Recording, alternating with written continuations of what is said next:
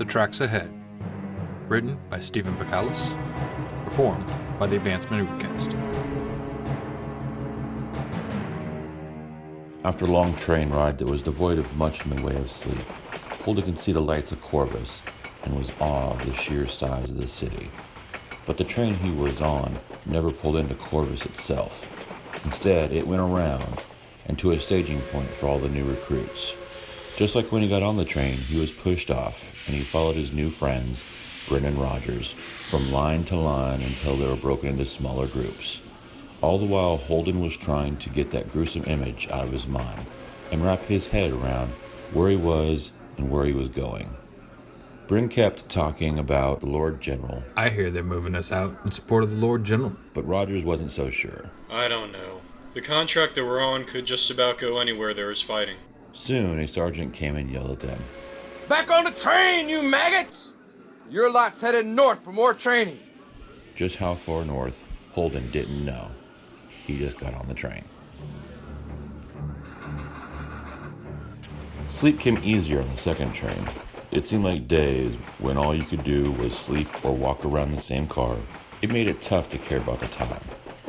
There were a couple times the train stopped, but that was to let some folks off and to refuel and water the train.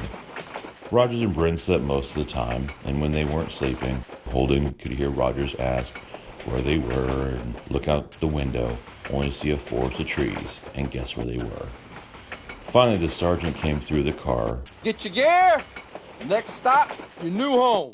That was probably the first time that Holden realized that there was snow on the ground outside, and he didn't have any idea where he was. He just knew that he wasn't anywhere near home. Training wasn't all that bad. There were things to do during the day. It was the night that Holden hated. That was when the nightmares came back. Word was traveling through the camp that the ceasefire was over, and that there was a higher demand for troops than ever before. Training was sped up, and new groups were formed to keep soldiers with different skill sets together. A few select were pulled aside to get special training, and they were moved to another camp. As training came closer to its end, there was much chatter as to where they were all heading. Many hoped to be back to Signar to fight for their homes. Some wanted to head to Lael because they wanted to see different sights and different experiences.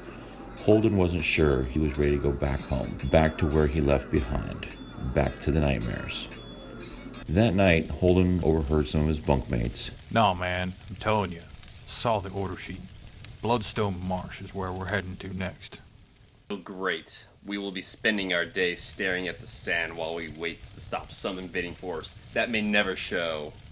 Man, screw this. I hear the Steel Code Irregulars have open contract spots.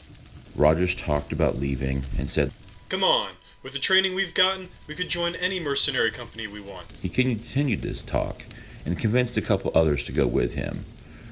Bryn looked over at Holden, asked, Are you coming? Holden didn't even get a chance to respond before Rogers answered for him.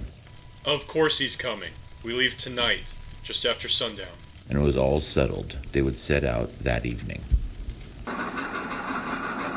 A couple days have gone by since they signed up with the mercenary company, and much of the time was spent drinking and singing the signing bonus away at a local tavern.